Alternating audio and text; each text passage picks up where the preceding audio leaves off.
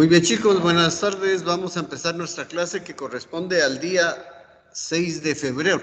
6 de febrero del año 2023. Solo para confirmar, ¿me escuchan, chicos? Sí, sí se escucha. Gracias, muy amable. Gracias. Bueno, entonces vamos a empezar ahora nuestra clase relativa a la prescripción médica. Cuando se habla de la prescripción médica, nos referimos básicamente a la receta, a lo que se trata de las recetas. Por aparte vamos a platicar otro tema que no es jurídico, pero es administrativo, el de las juntas de licitación, y porque cuando ustedes trabajen como médicos del Estado, pues pueden ser llamados a participar a las juntas de licitación. Entonces, esa es una situación que a veces puede volverse delicada. Así es que les quiero dar entonces unas indicaciones al respecto de eso. Pero primero vamos a trabajar lo relativo a la prescripción médica, es decir, a lo que se trata de las recetas. Así es que cuando hablamos de prescripción médica, recuérdense ustedes, se trata de la receta médica. Y vamos a ver que en materia de las recetas es de suma importancia que la letra sea clara. Al médico se le ha señalado desde hace mucho tiempo de tener mala letra o una escritura ilegible, lo cual es cierto en muchos de los casos. Desafortunadamente, los colegas tienen mucha mala letra. No se trata de tener una letra caligráfica, sino que lo que se necesita es que sea una letra que se entienda, para que lo pueda entender el paciente en primer término, o los familiares del paciente, o quien esté a cargo del paciente. Así es que entonces, les insisto, la letra clara es de vital importancia en materia de recetas. Esta es una receta médica que, aunque es del año 90, pero ustedes pueden ver que no se entiende qué dice ahí. Yo nunca he podido descifrar qué dice ahí, y no creo que ustedes tampoco puedan descifrar qué dice esa receta médica. Solo lo único que se entiende es que es del 23 de noviembre de 1990. Imagínense cuántos años hace eso. Casi 30 años, pero la letra no se entiende.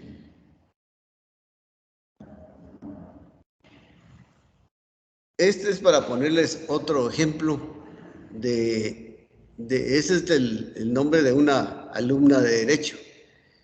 Pero vean ustedes, no se entiende qué dice ahí, ¿verdad? La fecha, el número de carnet medio se entiende, pero no es claro. Y el nombre de la estudiante tampoco, no se entiende qué dice ahí, ¿verdad? Este es para ponerles una muestra de que no solo con los estudiantes de medicina pasa lo de la mala letra, sino que también con los estudiantes de Derecho, ¿verdad? Permítanme, solo voy a poner una pantalla aquí que me está molestando el reflejo del vehículo.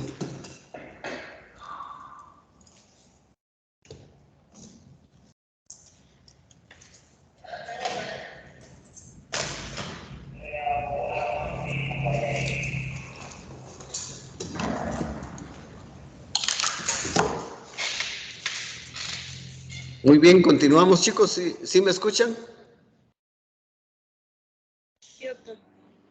Gracias. Bien, entonces, cuando hablamos de la receta médica, les decía, también se usa el término prescripción médica.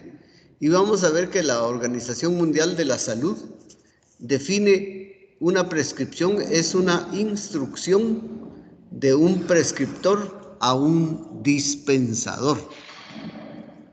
Lógicamente aquí entendemos que el prescriptor es el médico que emite esa receta y el dispensador es el farmacéutico que vende la medicina con base en lo que dice la receta.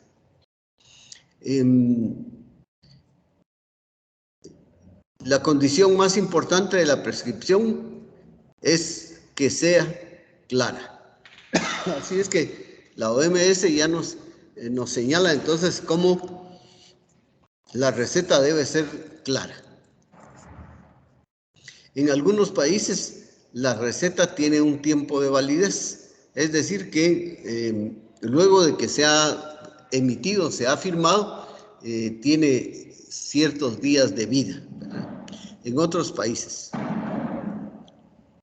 se recomienda que contenga el nombre, la dirección y teléfono del médico que hace la receta y que generalmente pues, se va a colocar en el membrete.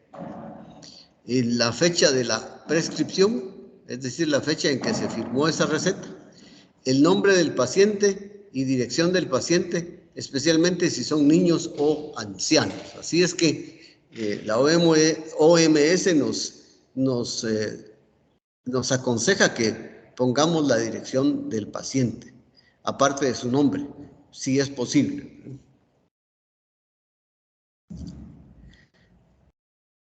Luego hay que tomar en cuenta que la potencia del medicamento se indica en miligramos por comprimido, supositorio o mililitro de la medicina líquida, ¿verdad? Si es una medicina que es líquida. Nos dice también la OMS que hay que evitar decimales y que hay que escribir claro para evitar malentendidos. Es recomendable poner las cantidades en palabras para mayor certeza. Las instrucciones deben ser claras y de preferencia indicar la dosis máxima diaria. Use siempre tinta que no se pueda borrar. Se puede agregar cualquier otra información que estime importante. Además, lleva el nombre, el sello y la firma del prescriptor, que es el médico.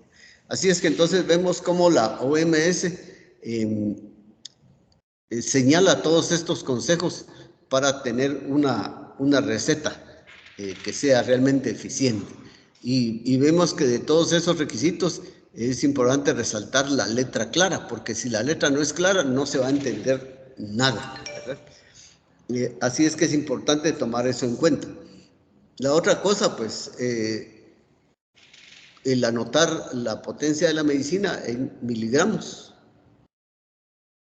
y anotar las instrucciones, cómo se debe tomar, a qué hora se debe tomar, si antes de la comida, después de la comida. Todo eso es importante, así es que la receta realmente no es solo simplemente poner la medicina y ya. Hay que tomar en cuenta todos estos aspectos que nos señala la OMS.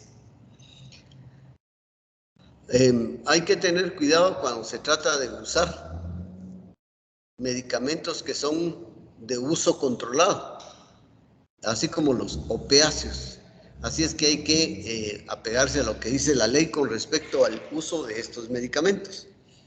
Ahí lo vamos a aclarar más tarde. Sin embargo, hay que tomar en cuenta que la mala letra ha sido la causa de errores fatales al interpretar mal el medicamento o las instrucciones.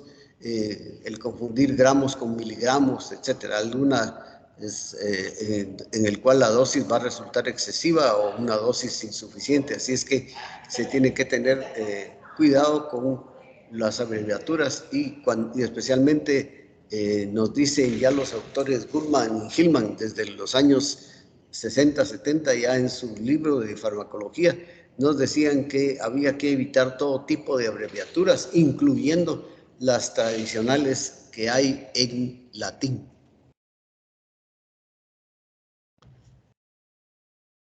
La OMS hace énfasis en que se tiene que asegurar que el paciente o los familiares del paciente queden con el pensamiento claro de las instrucciones que deben seguir, que no les queden dudas para evitar por problemas posteriores.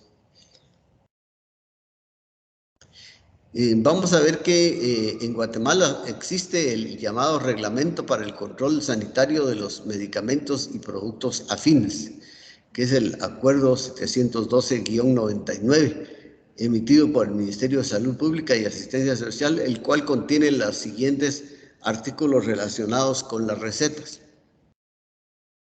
El artículo 7, que dice receta médica, es una orden suscrita por médicos u odontólogos, a fin de que una cantidad de cualquier medicamento o mezcla de ellos sea despachada conforme a lo señalado por el profesional que extiende esa receta.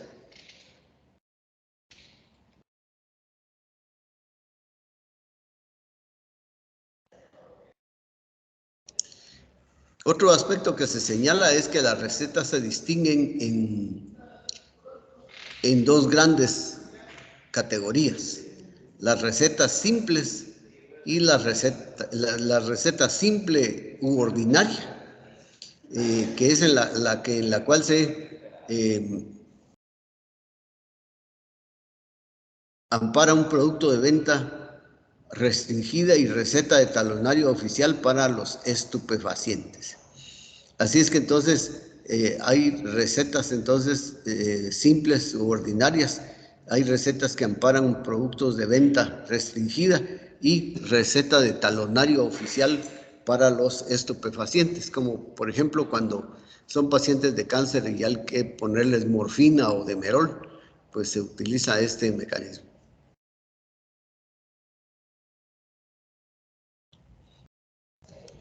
Así es que, hablando un poquito más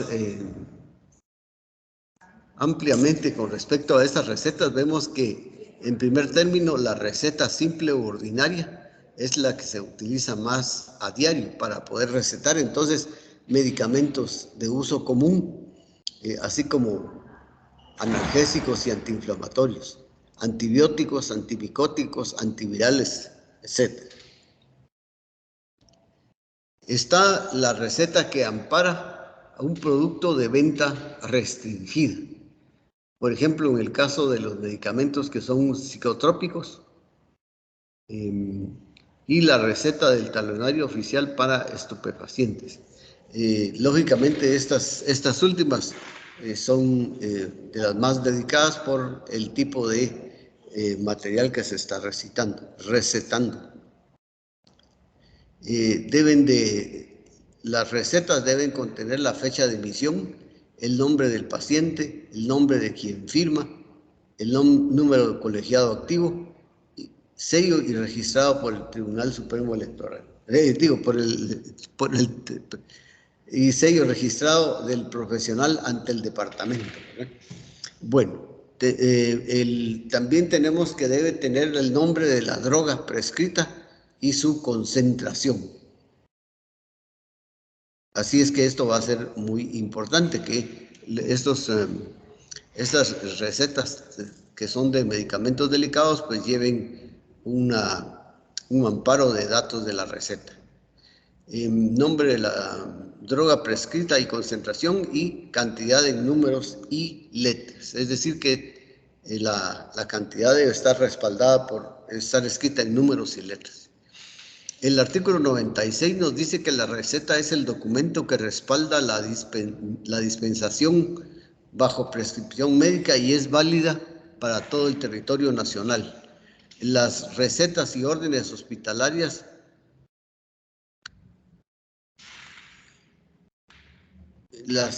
ese ahí está algo incompleto porque dice las recetas y las órdenes hospitalarias.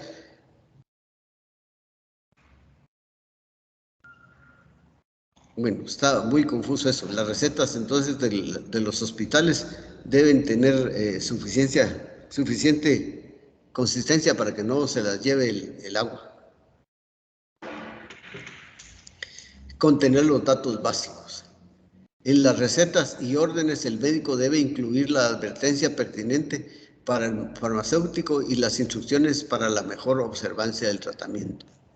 Se dice que el Ministerio de Salud podrá regular con carácter básico lo dispuesto en los párrafos anteriores y establecer la exigencia de otros requisitos que por afectar la salud pública o al sistema nervioso hayan sido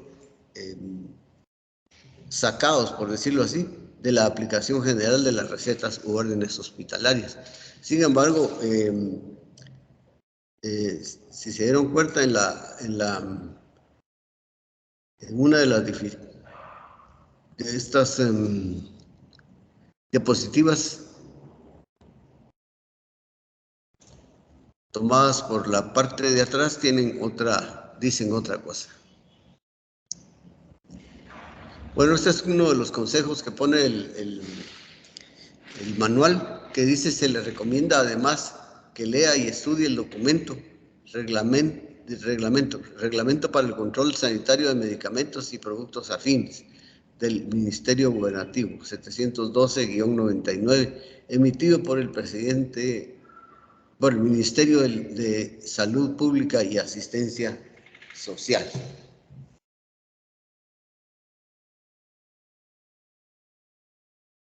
Así es que vean ustedes esa donde dice acuerda, aprobación, se aprueba la normativa para la regulación de medicamentos y prescripción médica, antimicrobianos, antibióticos de vía oral y pública y estados oftálmicos también. Dice el ámbito de la aplicación para la región de medicamentos de prescripción médica, antimicrobianos, esteroides, oftálmicos, dice, es de carácter obligatorio, por lo que se debe colgar en todas las farmacias.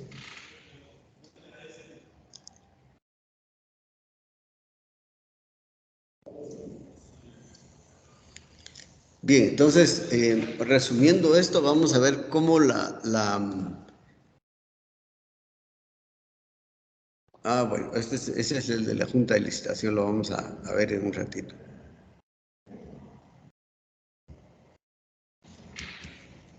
Bueno, les decía que cuando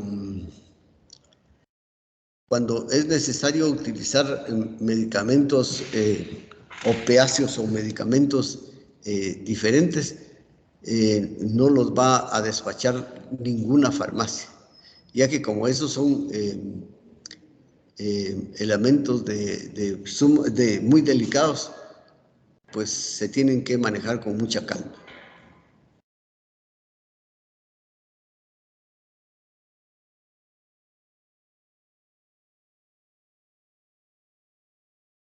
Bueno, vamos a ver qué más. Para el médico cirujano es de interés esta ley porque como empleado público puede ser convocado. Bueno, este es el de las juntas, espérenme. Ya me estoy adelantando.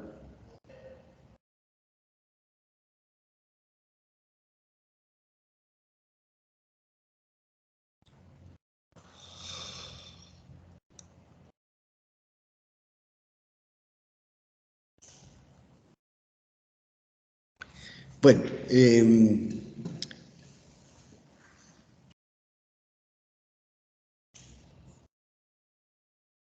bueno, esto ya lo habíamos mencionado, el nombre técnico del medicamento. Vamos a ver.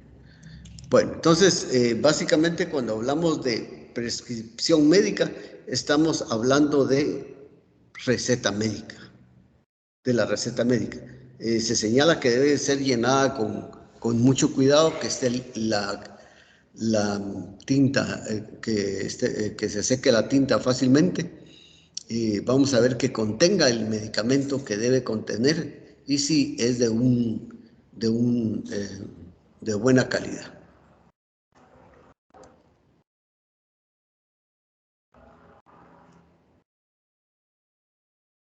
Bien, aquí en esta foto que tenemos aquí, estamos viendo una junta licitadora.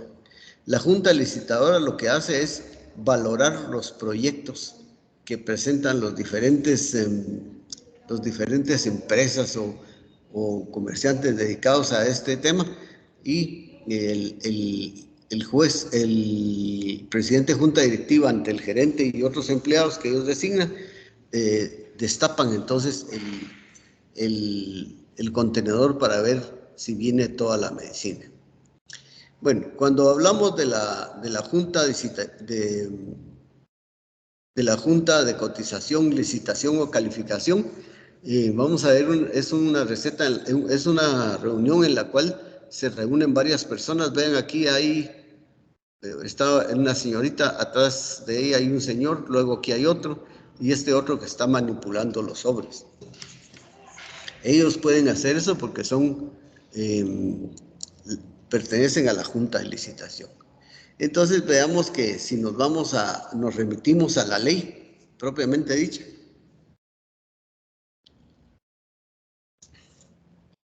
pues vamos a ver que el artículo 1 dice que esta ley tiene por objeto normar todo lo relativo a las compras, ventas, contrataciones y arrendamientos que realicen todos los organismos del Estado y sus municipalidades. Y para el médico cirujano es importante conocer esta ley, la Ley de Contrataciones del Estado, decreto 5792, ya que se refiere a la convocatoria para integrar una junta de licitación para decidir adjudicar una compra mayor a 900,000 quetzales. Vamos a ver que cuando se hacen compras, se dividen en dos grandes grupos: las que son por cotización o las que son por licitación. Estos son unos conceptos un poco complicados. Sin embargo, pues podemos entender que cuando se habla de cotización, se trata de instrumentos que no cuesten más allá de 90 a 900,000 quetzales. Y en la licitación de montos debe ser mayores a 900,000. Existen otras modalidades, pero no entraremos en detalle. Vamos a ver que todo procedimiento para realizar la licitación está contenido plenamente en el artículo 17 al 37 de la Ley de Contrataciones del Estado, donde se explica que se debe hacer un caso de los diferentes supuestos que puedan darse. Lo importante es estudiarlos bien antes de que la Junta solvente dudas con personas con experiencia legal o de todo tipo, por lo que hay que apegarse a lo que dice la ley. Y aquí en esta imagen que les puse, pues ven ustedes que hay 4 individuos de esa junta de licitación, y están revisando entonces los sobres para poder analizarlos, ver si se envían solo a pintura o si se descartan totalmente. Veamos que, como habíamos dicho aquí en un principio, la junta de licitación se va a formar cuando se necesite comprar algo que tenga un valor aproximado de 900,000 quetzales. Así es que en estos casos pues se utiliza la modalidad de la licitación, y lo que se va a hacer es juntar o conformar, mejor dicho, una junta de licitación donde va un presidente, hay una persona que se encarga de anotar todo lo que se habla ahí en la junta.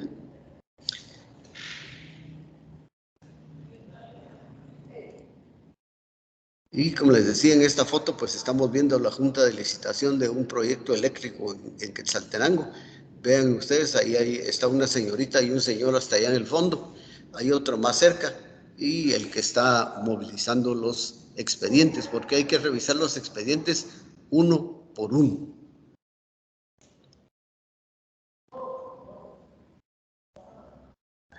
Ahora, en el artículo 11 de la ley de cotización o licitación nos dice que cómo se deben integrar las juntas, y para ellos los miembros titulares y los suplentes de las juntas de cotización o de licitación deberán ser servidores públicos y nombrados por la autoridad competente específicamente.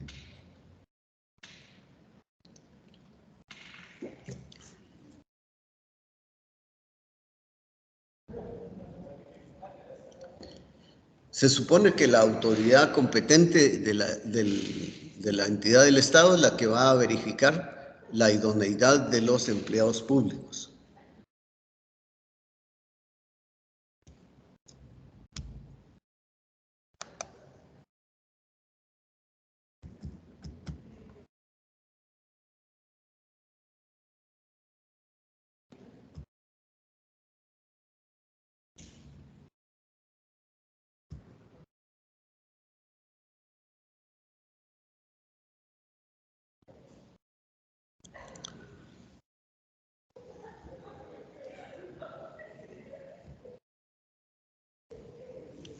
Bueno, vamos a ver que la ley tiene una lista en el artículo 12 de todos los impedimentos para integrar una junta de licitación. Así es que si uno tiene algún problema con esos artículos de ley, pues lógicamente lo van a rechazar y van a poner en la junta licitadora a alguien que tenga pues todo completo. Entonces vamos a ver que en el artículo 13 se señalan las excusas para integrar una junta de licitación. Y en este sentido se señala que una de las excusas principales es por no cumplir ninguno de los criterios de idoneidad establecidos en el artículo 11. Por eso dice, o sea que digamos, en el momento en que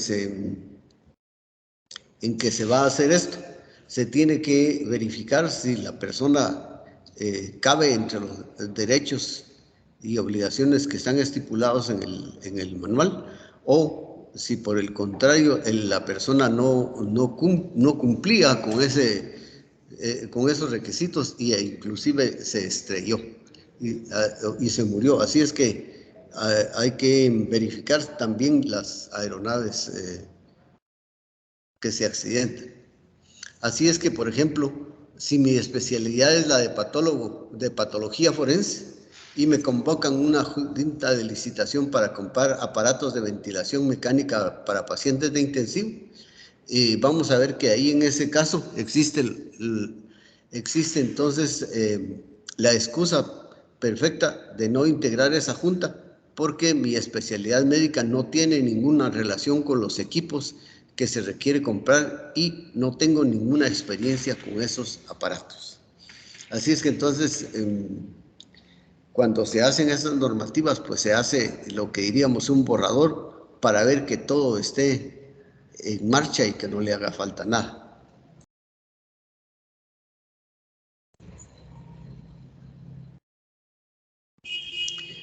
Se dice también que en caso de los servidores públicos nombrados que no presenten excusa de conformidad con el artículo 13 de esta ley, la autoridad correspondiente, bajo su responsabilidad, le dejará constancia por escrito de la verificación de la idoneidad de los miembros de la junta licitadora.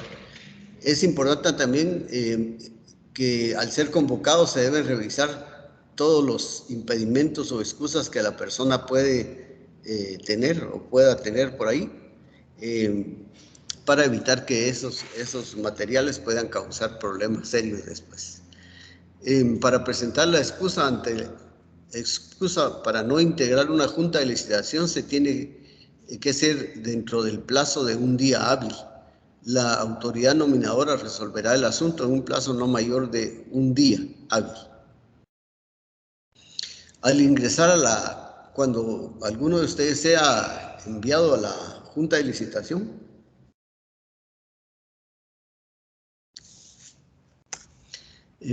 como estos nombramientos los van a hacer así de forma esporádica, tomando los nombres de los empleados de salud pública. Entonces, en ese caso, en primer término, si a uno lo designan para participar en una junta, pues en primero hay que integrar una junta de licitación, estudiar todos en detalle la ley o que los oriente si hay alguno que ya estuvo allí. Y así es que estudiar esta ley y la de las contrataciones del Estado y su reglamento, asimismo hacer las consultas necesarias ante las personas con experiencia.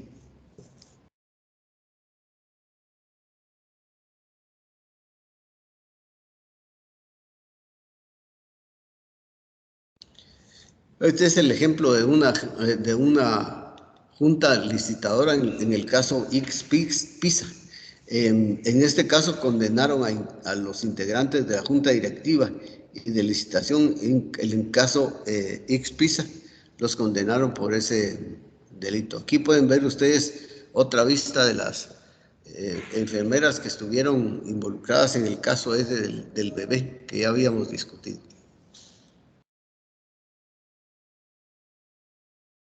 Ejemplo, caso junta licitadora. Doris Elubia González Salazar, Mayra Lisbeth González, Alba Maritza Maldonado y Delia Aide Castañón Guerra y Carmen Yadira Gil Quiñones son acusadas del delito de fraude con el agravante de que se trata de operaciones asistenciales y de apoyo social. Mientras que a los de la Junta de Licitación se les acusó de poner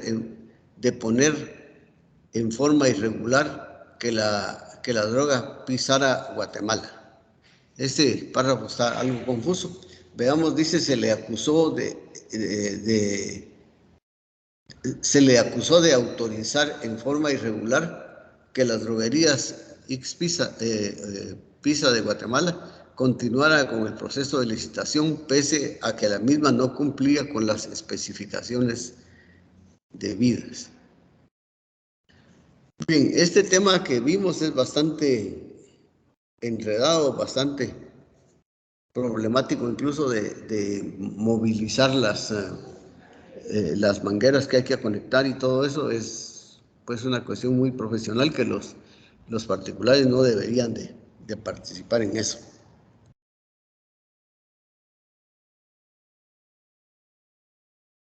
¿Alguna pregunta o comentario, chicos?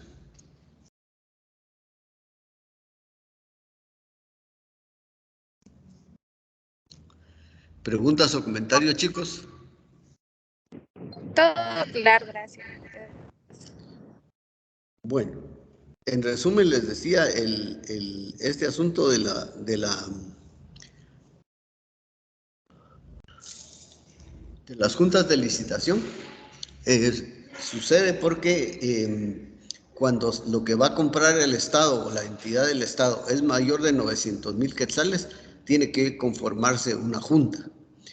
Y en esas audiencias, pues la concurrencia es a veces muy importante. En este caso de X-PISA, pues el problema era porque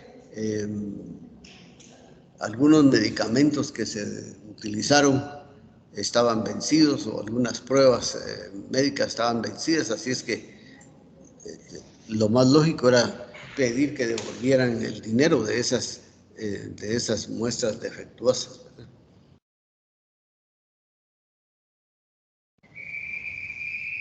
Entonces les decía, y entrando directamente al caso, Doris Elubia González Salazar, Mayra Lisbeth Gómez Suárez, Alba Maritza Maldonado Gamboa, Delia Aide Castañón Guerra y Carmen Yadira Gil Quiñones son acusadas del delito de fraude,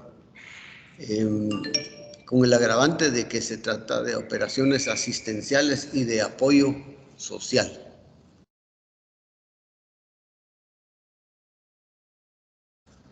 Así es que, de acuerdo a la CICIG, ustedes recordarán esta comisión de las Naciones Unidas contra la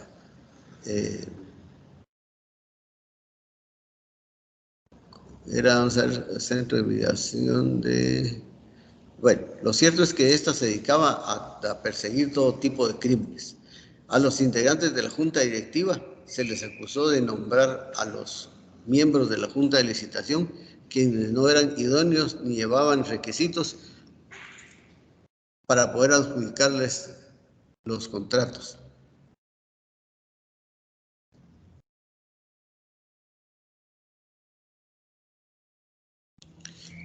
A la Junta Licitadora, en un momento dado también se les acusó por autorizar conciertos en forma irregular en los que participaría la empresa de X Guatemala Pisa. En el proceso de licitación, pese a que la misma no cumplía con las especificaciones técnicas necesarias, recursos humanos e infraestructura,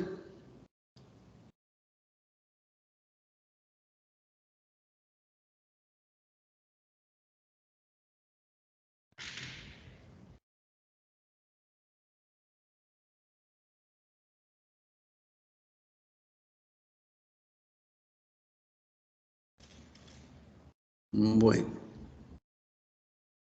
vamos a ver si tenemos algo aquí más.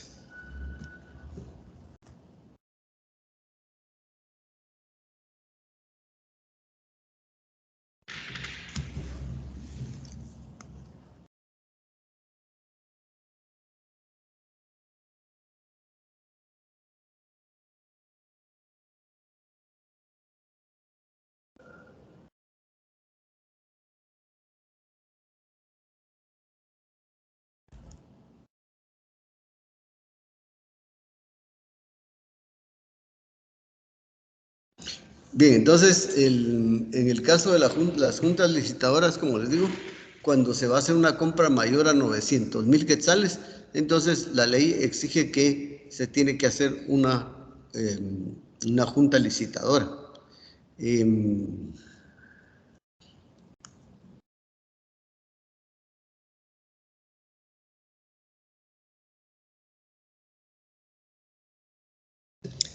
Bien, entonces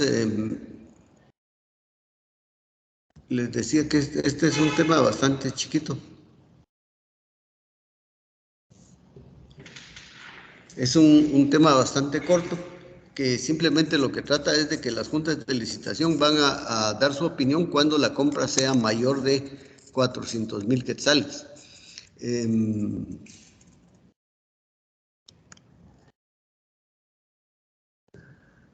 Y ellos son los que entonces van a decidir quién de los que participaron son el que merece llevarse el premio de la licitación.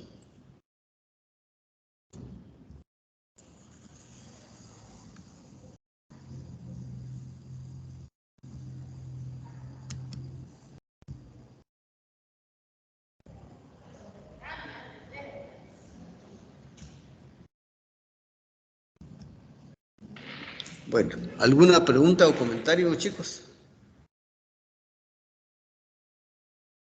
No, doctor. Bien, se me había olvidado decirles que, bueno, en primer término les decía, cuando se va a hacer una compra de más de 900,000 quetzales, que puedan ser 1,000,000, también 2,000,000 o 10 millones, lo que sea, pues se forma esta junta para que opine con respecto a los diversos proyectos o planes que presentan las empresas para ver cuál es la que favorece más al Estado. Así, por ejemplo, cuando se trata de carreteras, puentes y todo esto, la municipalidad lo cotiza y luego solicitan a las empresas que presenten sus ofertas para poder realizar esta tarea, que en este caso era un puente, me parece. Entonces había que hacer esa junta de licitación para ver si todos estaban claros en lo que les tocaba hacer en un momento dado. El problema con esto de las juntas de licitación es que si el trabajo no está bien hecho, lógicamente las personas de la la Junta van a tener sanciones que pueden ser muy fuertes. Por lo que cuando a ustedes les llamen a una junta de licitación, pues sería bueno que se asesoren de alguien, ¿verdad? De alguien que les pueda dar los lineamientos básicos para no meterse en problemas. Es importante que tengan en mente eso, porque hay realmente muchos consejos al respecto, pero el consejo que no deben de olvidar es que en el caso de que a ustedes los integren en una junta licitadora al momento de ser trabajadores del Estado, pues hay que participar. Sin embargo, la ley señala que hay unos recursos donde la persona se puede excusar, pero para eso sí se necesita que haya alguien que los asesore adecuadamente e intentar entonces que no nos incluyan en la junta de licitación. Pero eso es a veces un poquito complicado, por lo que les insisto, cuando a ustedes les toque algo así, inmediatamente busquen a quien le puedan pedir apoyo para que les explique cómo es ese procedimiento.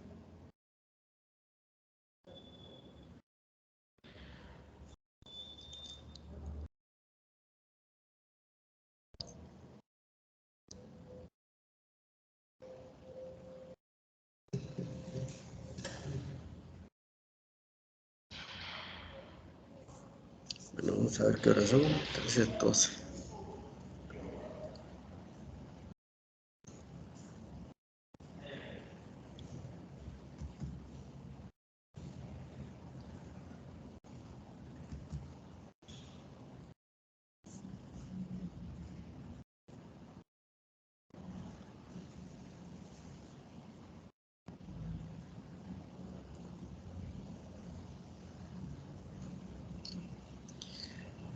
Bueno, ahora vamos estuvimos hablando entonces, para hacer un resumen, de la prescripción médica, y vemos cómo la misma OMS pues ha emitido una serie de recomendaciones para que la receta sea un documento que ayude al paciente para poder buscar su medicina y que por lo tanto también sirva de respaldo al médico en el caso de que haya algún problema. De aquí sale el asunto de disponer entonces de documentos que estén perfectamente avalados. Mencionamos que la receta se debe hacer con letra clara para evitar confusiones. Mencionamos también que existen en cuanto a las recetas, existen las recetas comunes, existen las recetas de medicinas restringidas. Recuérdense ustedes que en la actualidad existe restricción para emitir recetas del uso de antibióticos. Lo que se pretende es que los antibióticos únicamente se puedan consumir o se puedan utilizar amparados por una receta médica para evitar el uso indiscriminado de antibióticos y que luego se formen cepas bacterianas muy resistentes. La otra cuestión de las recetas es la receta de estupefacientes.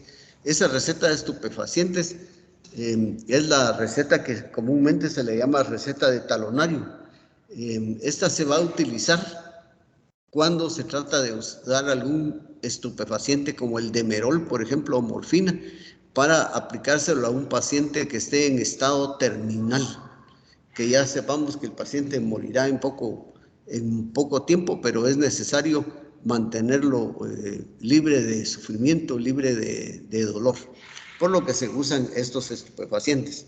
Para obtener ese talonario es el médico que va a estar a cargo de esto, que tiene que solicitarlo en el Ministerio de Salud, y entonces ahí el médico pues expone la situación por qué necesita un talonario de recetas,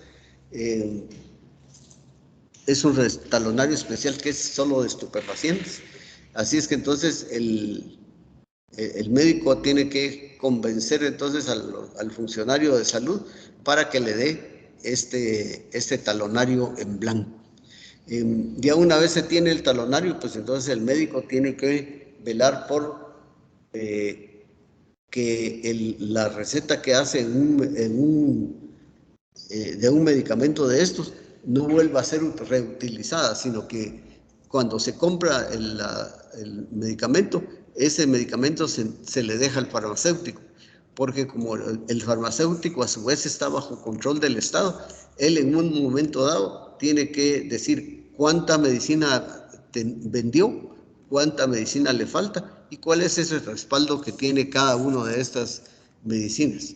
Así es que entonces en ese caso, pues ellos se quedarán con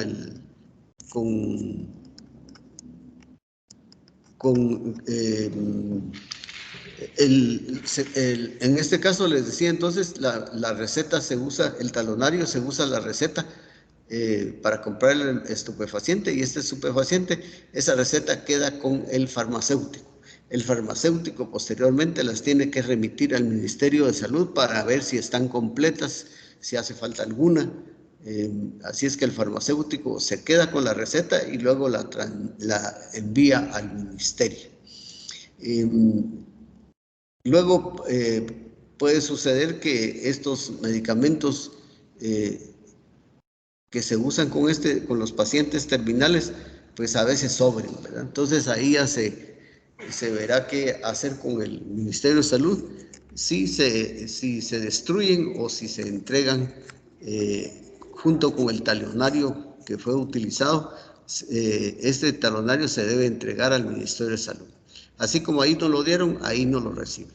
Entonces ahí ellos revisan realmente que las recetas coincidan con las que uno dejó en las farmacias y verifican realmente si eso se compró realmente en las farmacias, ¿verdad? Como ahí van los sellos de las farmacias, las facturas, pues ahí se pueden a veces averiguar el seguimiento que se le da a estas facturas de estos medicamentos que son los opiáceos, ¿verdad? El Demerol, por ejemplo, está también, como les decía, la morfina, que se va a utilizar en pacientes que tienen todo tipo de molestias, de reacciones secundarias derivadas del medicamento y que son dolores a veces muy difíciles de controlar, por lo que hay que darle al paciente los estupefacientes que sean necesarios. En este caso, pues no hay peligro de estar cuidando que el paciente vaya a desarrollar adicción, porque generalmente se va a utilizar en el caso de pacientes terminales, que prácticamente los médicos ya saben que ese paciente va a fallecer en muy corto plazo, 1 mes o 2 meses, y entonces pues no hay problema. Terminado el procedimiento, si se muere el paciente, por ejemplo, o si el paciente sigue viviendo y ya se acabaron las recetas del talonario, pues hay que entregar ese talonario al Ministerio de Salud, donde nos lo dieron, y ahí pedir otro si es necesario. Si no, ahí se entrega y ahí se acabó el caso. El asunto es que se tiene que cumplir con todos esos procedimientos, y por lo mismo, si en un momento dado ustedes se ven en la necesidad de tener que utilizar talonario de recetas para estupefacientes, si no saben cómo manejarlo, pues lo ideal es que pregunten a alguien que conozcan y que ubiquen rápido para que les den los consejos necesarios. Aunque también está el recurso de que si uno tiene alguna duda cuando va a recoger ese talonario al Ministerio de Salud, pues ahí puede pedir también apoyo, instrucciones en ese sentido. Bueno, vamos a ver por dónde vamos ahora.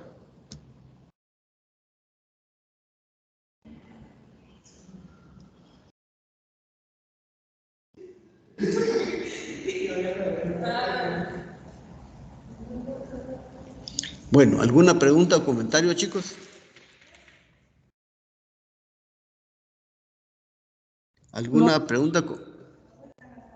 No. ¿No? ¿No hay?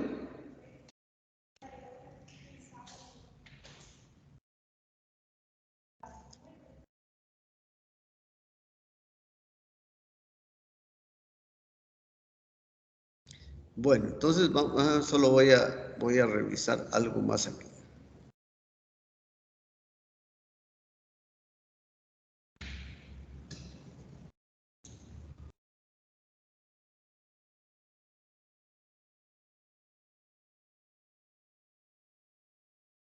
Bien, vamos a revisar el tema de los certificados médicos. Los certificados médicos, pues nos dice este autor español Genival Veloso, que el certificado es un instrumento que tiene el propósito de afirmar la veracidad de cierto hecho o la existencia de determinado estado, ocurrencia u obligación. Es un documento destinado a reproducir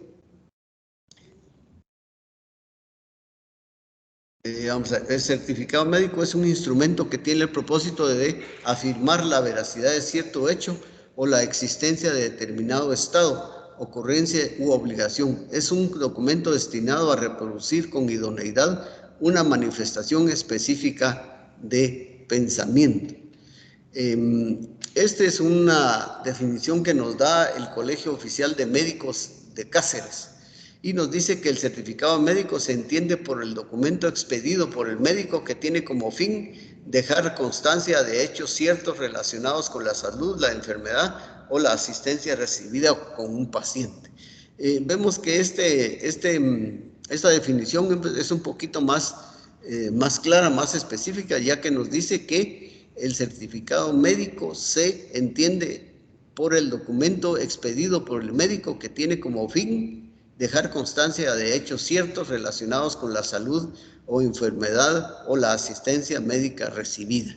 Así es que, por ejemplo, digamos, en algunas ocasiones, por eso vamos a ver que existen varios tipos de certificados médicos. Por ejemplo, existe el certificado de salud. Ese certificado de salud, permítanme.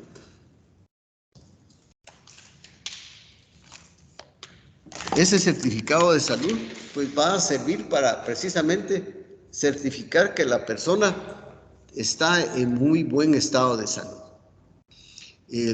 Y esto pues va a ser con fines de matrimonio, con fines de trabajo, con solicitudes de beca, etcétera, o para ir a algún gimnasio, en algunos colegios lo piden también a veces. Así es que es para poner de manifiesto con este certificado que el individuo está en buen estado de salud y no padece ninguna enfermedad infecciosa. Luego está el certificado de enfermedad, que como su nombre lo dice, va a servir para certificar que la persona está enfermo o estuvo enfermo, ¿verdad? O estuvo enfermo y que por lo tanto pues tuvo algún problema de salud. Está el certificado de nacimiento, que es el que nos va a servir para poder asentar la partida de nacimiento de un niño en el RENAP, ¿verdad? Me imagino ustedes conocen el RENAP, ya sacaron su DPI, han renovado tal vez DPI, pero recordemos que el certificado de nacimiento es un certificado donde el médico tratante certifica el nacimiento de un niño. Así es que entonces ustedes, por ejemplo, como médicos, los que hagan ginecobstetricia, por ejemplo, cuando atiendan un parto, tienen que formular un certificado de nacimiento. Con ese certificado de nacimiento, la familia va a poder asentar la partida de nacimiento de este niño en el RENAP, ¿verdad? Para eso sirve entonces el certificado de nacimiento. Y luego tenemos el certificado de defunción. El certificado de defunción pues va a servir para, como su nombre lo dice, certificar la muerte de una persona. En estos casos, pues, vamos a ver que el médico formula el certificado de defunción y esto se va a utilizar en el RENAP para asentar la partida de defunción de esta persona en el RENAP, ¿verdad? Entonces ahí ya queda constancia de que la persona falleció. Posteriormente, entonces, vamos a ver que Este certificado también va a servir al Instituto Nacional de Estadística, el INE. Al Instituto Nacional de Estadística le va a servir este certificado médico porque va a servir para establecer las estadísticas de salud del país. Es decir, va a quedar, los datos de esa muerte va a quedar registrado ahí, ¿verdad? La edad del paciente, su ocupación, dónde vivía y una serie de casos más y los diagnósticos de enfermedad que tenía el paciente, ¿verdad? Así es que eso es el certificado de función. Se utiliza entonces con dos propósitos. Uno, asentar la partida de defunción en el RENAP y dos, pues lo utiliza el INE para poder entonces realizar estadísticas vitales.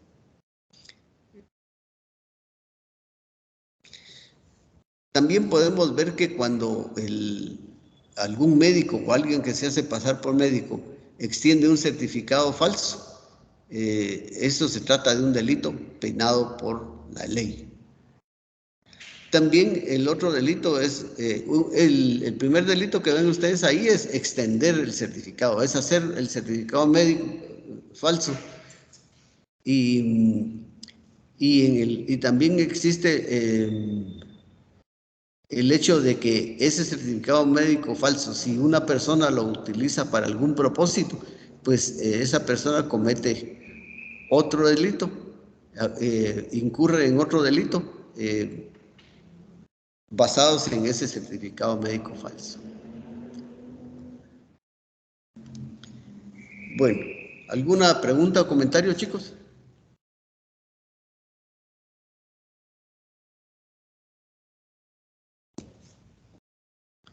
¿Preguntas, comentarios? No, doctor, todo claro, gracias. Bueno, entonces solo les voy a pasar lista. Les voy a pasar lista porque se me había olvidado pasar lista. Me contestan entonces presente cuando estén presentes, pero les insisto, por favor no contesten por la gente que no está.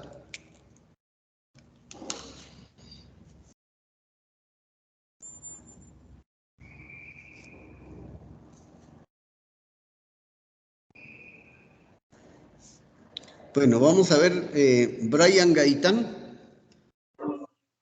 Presente, doctor. María José Morales Castillo.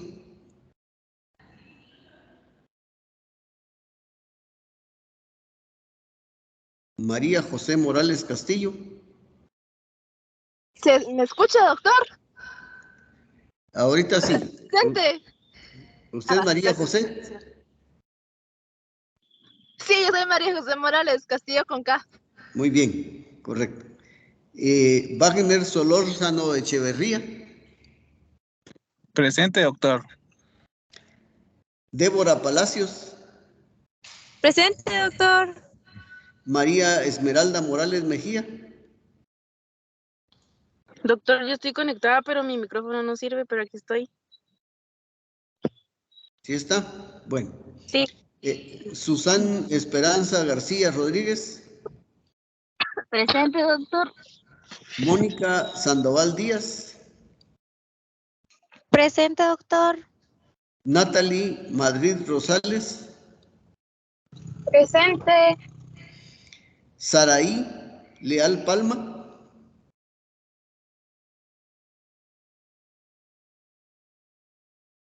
Saraí Leal Palma.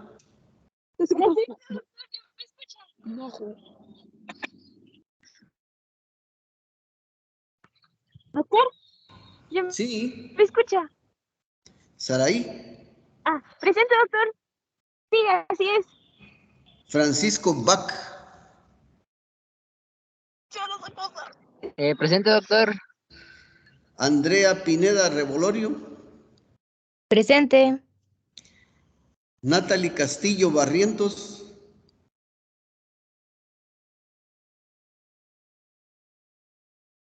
Natalie Castillo Barrientos.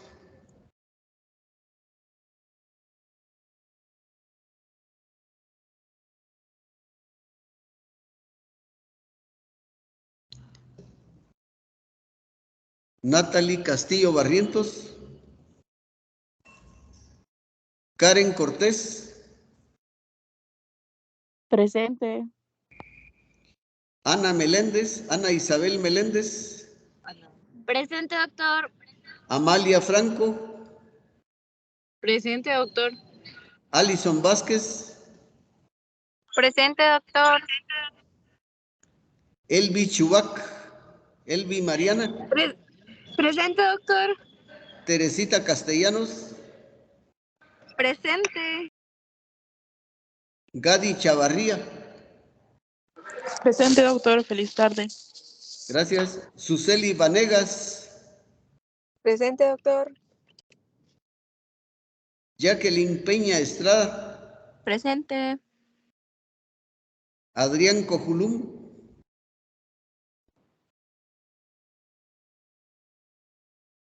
Adrián Cojulum Reina. Presente, ¿sí se me escucha? Sí. Cindy Pineda. Presente.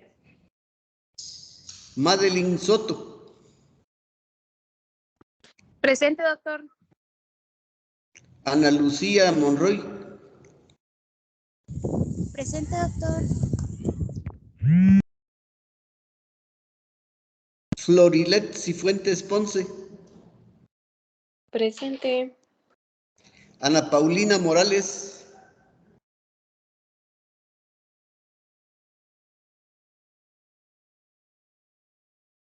Ana Paulina Morales.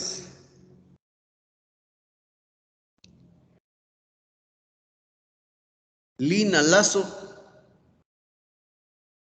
Presente, doctor. Feliz día. Ana García. Presente, doctor. Carla Lucía Palma. Presente, doctor. Marco Antonio Murillo.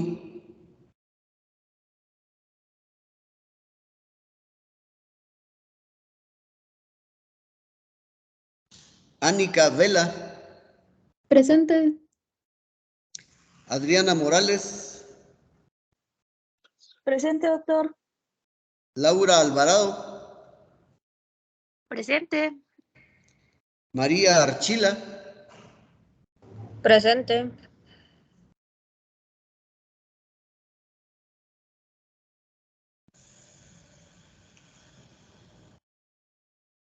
Sebastián Alejandro Croiser.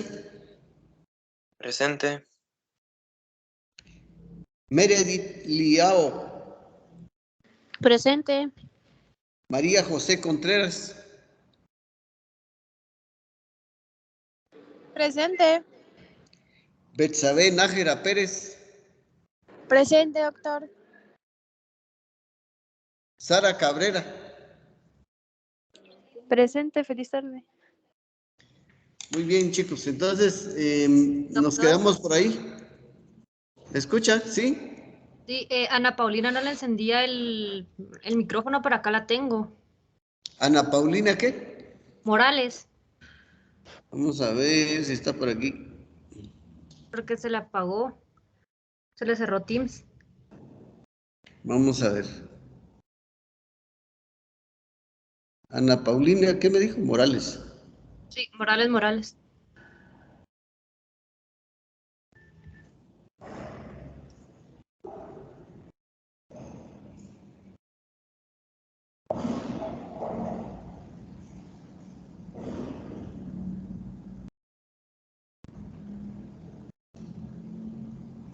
Morales, Ana Paulina. Sí, ya la encontré. Muy bien. Entonces, si no hay ninguna otra pregunta o comentario, terminamos aquí, chicos.